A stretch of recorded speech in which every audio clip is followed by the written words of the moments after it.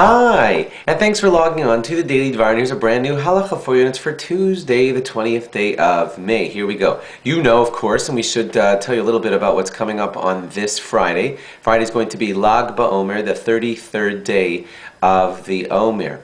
Now, typically, there are a lot of things said about that day. First of all, Rabbi Akiva's students died during this period, but they stopped dying on Lag BaOmer. That's one of the reasons that it's considered a festive day. Perhaps the biggest reason that it's considered a festive day is because, and this is so interesting, because one of the students of Rabbi Akiva, following the demise of all of his students, Rabbi Akiva then taught 5 more students who spread the Torah that we know from Rabbi Akiva throughout the world, and one of them was Reb Shimon Bar Yochai. He lived in the generation following Rabbi Akiva, and he was nifter. He passed away on the 33rd of the Omer.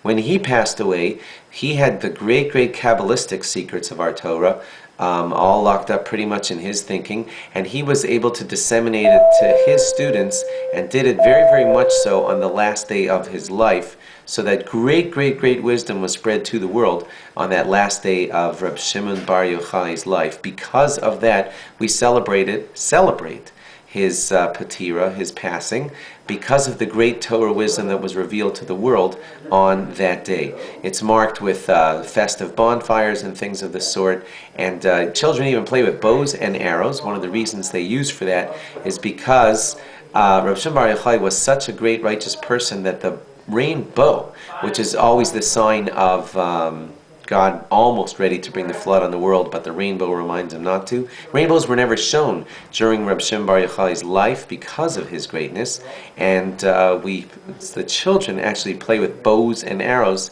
symbolic of that rainbow that was never seen during his life. Second reason given for the rainbow, for the bow and arrow playing during that time, is during Lag BaOmer by little children, is because Reb Shimon Bar Yochai had to study Torah hidden in the caves away from the Romans, and when he did so, the ruse, the kind of trick that they would tell the Romans so that the Romans would not realize that they were going there studying Torah, is they would pretend that they were hunting and stuff like that with bows. Hence, bows and arrows are sometimes used by children for play on Lag BaOmer. As far as the laws of Lag BaOmer, we'll give you the specifics on that, I think, tomorrow, about when to haircuts and music and shaves and all that, but be careful about when it applies exactly. I'll tell you more about that tomorrow. Thanks for logging on. Log on again tomorrow for more. Bye-bye.